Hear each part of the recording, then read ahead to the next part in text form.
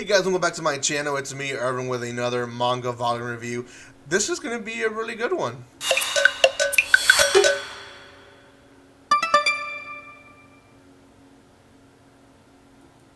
The one I'm talking about today, guys, is going to be Beastars, Volume 1.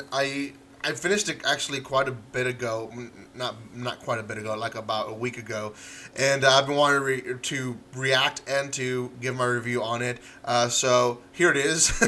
I hope you guys understand that I'm in a busy season right now. I'm going to be traveling.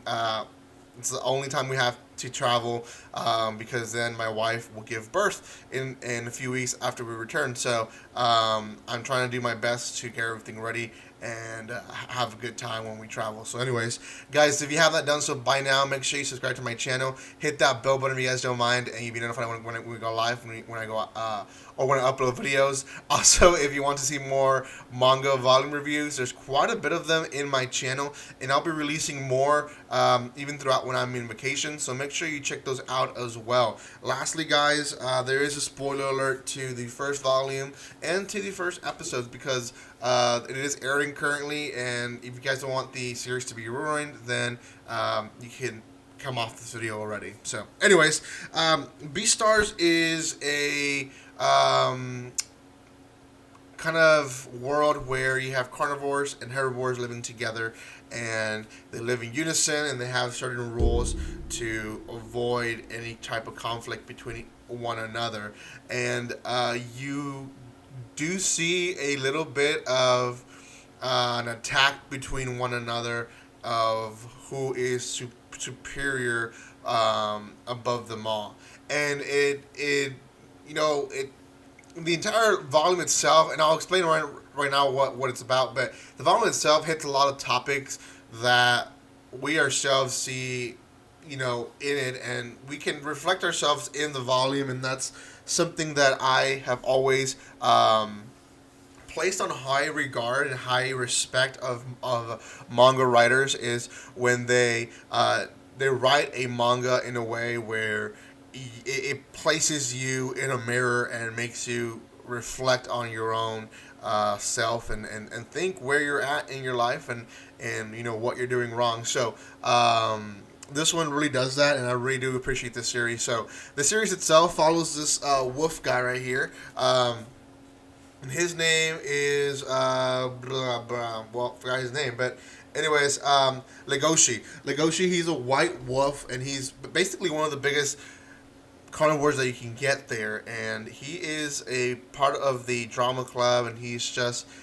helps with the setup, with the background stuff.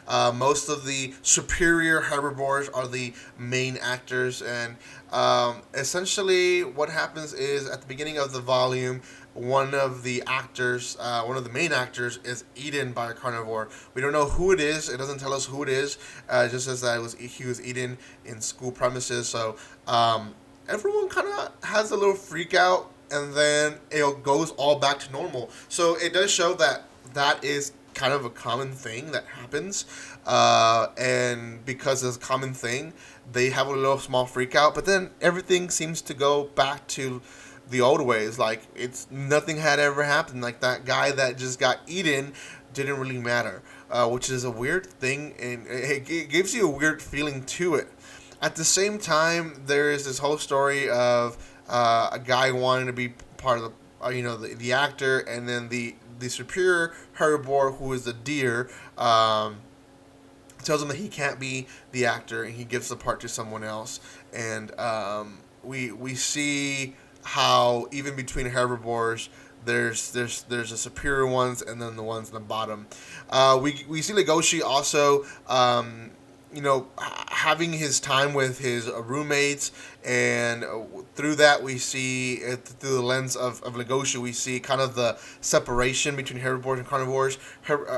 The carnivores are left in one side of the school. They're not to be mixed. They're not to be wandering out. There's a lot of rules for them. They have to eat certain food. They can't eat certain food, which is basically they can't eat meat. They have to eat protein through beans and stuff like that. So they're forced to be herbivores, even though they're carnivores, and even though they have never eaten meat, they're still placed in a separate place of the school just in case they go ballistic and want to eat one of their classmates. So, in the volume, there's also a fight that breaks out, and everyone kind of is advising to the carnivore, like, stop it, because if you continue the fight, they're gonna make you the one in trouble. Like, even though the herbivore, was the one in fault and the one that started the fight, you're gonna look like you're the one guilty. So stop it.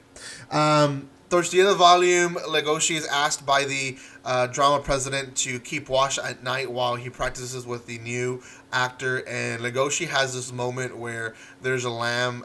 She's hiding, and he captures her because he thinks it's someone that's trying to tell on them. And he has this weird beast moment where he feels her fur and he just wants to take a taste. Like, he actually wants to eat her. And his carnivore instincts go into play, and we see how easy he can switch if he just grabs her. At the same time, she's having her own thoughts. Part of it is she wants to die. She just says, just eat me. Like, I want to die. And we see her essentially being bullied because she is cute, but she is a common lamb. So people basically treat her like a slut. Or sorry, she's not a lamb. It's a bunny. She's a common bunny. And because she's a bunny, there's so many bunnies, I guess. She's considered like a slut. She's considered like she's a commoner. And even though she is a herbivore, doesn't have high respects for her. So there was rumors that were created because a guy liked her, and the guy had a girlfriend and broke up with his girlfriend to be with her, and there's just a whole drama behind this girl, and essentially she's a reject from the school as well. At the end of the volume, they basically go their own ways. She escapes and decides not to live, and then they meet for the first time in person during school time. So that's kind of the volume in a nutshell. I didn't do a good job. I would say genre-wise, it is a school anime and suspense in a way. And the only reason I say suspense, most of the time is very lighthearted, but there's always that darkness behind the volumes that something's happening. And this is what I'm gonna hit, and maybe this is way far from what I'm mentioning, but it could be true. I feel the writer had in his thoughts different things when he wrote this manga.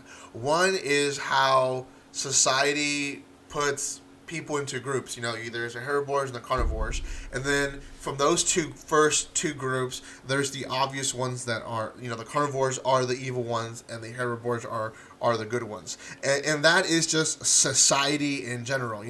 If you were raised, I don't know, if you were raised black maybe, and your parents were a little bit, the white people are bad, the black people are good, or vice versa. White people said black people are bad, white people are good. Or if you're Hispanic like me and think, the American people are greedy and they're, they're gluttony and all that, blah blah, they're bad, and Hispanics are good, so hang out with Hispanics. So you get this kind of like bad group, good group, right? So then you're raised in a way of thinking that, like in the book, that if there's a fight and the herbivore was in fault, but the carnivore is defending himself, people are going to blame the carnivore, even though he was just defending himself, because they're raised that way. There's a bad group and a good group. So I think it reflects society. And again, this can be anywhere in the world. It's in the U.S., obviously, very much so,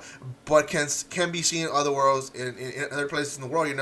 There's countries that are next to each other that don't like each other either. Like China and Japan sometimes don't go hand in hand together. So if you're Japanese, Chinese are bad, Japanese are good, or vice versa. Japanese are bad, Chinese are good. So you see that all around the world, and I think that's what's reflecting. The other part to it is the whole incident in the beginning, the death of this character, and then everyone is sad, and then no one cares. Everyone goes with their single day. I think that also reflects how much death and much hurt the world has seen, that we just go on with our days when stuff happens. Like just a few days ago, we had a shooting here in the United States, and I mean, people died, and we just went on with our days. Like, most people, this happened in California. Most people read the news and then went on with the days. I know I did, and it reflects to how we're so used to this kind of stuff. They're obviously in the volume are so used to this kind of stuff where people are eaten because that happens, and we're so used to shootings. We're so used to seeing people being arrested for different reasons, for robbery, for rape, or for other stuff, that we see these news, and a lot of us are numb. We read them and we go, oh, it's just another person that went ballistic, or another person that was lonely and wanted to take people with him down, or whatever, and we're so numb to it. And this volume makes you reflect how numb our society is. And I know I'm maybe going way far from what it is, but I since I read that volume, guys, I have been thinking about all that stuff, and thinking how we are at a state in our lives where, death should be something that we should at least put some respect on people, fellow Americans that died, that were innocent. But for us, it's just, well, it's another one that happened not in my city. So, I don't know. Maybe I went way too far on this, but great volume. It really does make you reflect as a series. I think it's a series that will entertain both young and older. I think the younger generation, and not to diss you guys, is I was there at one point when I watched Aladdin as a younger kid, or any Disney movie. I watched it differently as how I watch them now as an adult, because I see more between the lines, and this is basically what I'm saying. Some of the younger generation might miss the between the lines information that the volume is trying to give us. I myself read between the lines and loved it. I loved this series. I think it's a great series. I will buy volume 2 and 3, and whichever ones they have out already. And anyways, out of 10, I'm going to give this one an 8.5. I think it deserves it. It's a pretty good series. I have not seen the anime. I've heard good things about the anime. I've heard bad things about the anime. I don't know. I will eventually see it on Netflix if I end up still paying for Netflix. So, anyways, thank you guys so much for your love and support. If you have not done so by now, make sure you like, share, and comment on this video. Make sure you subscribe to my channel. Thank you guys for your love and support. And like always, don't be strangers. See you guys.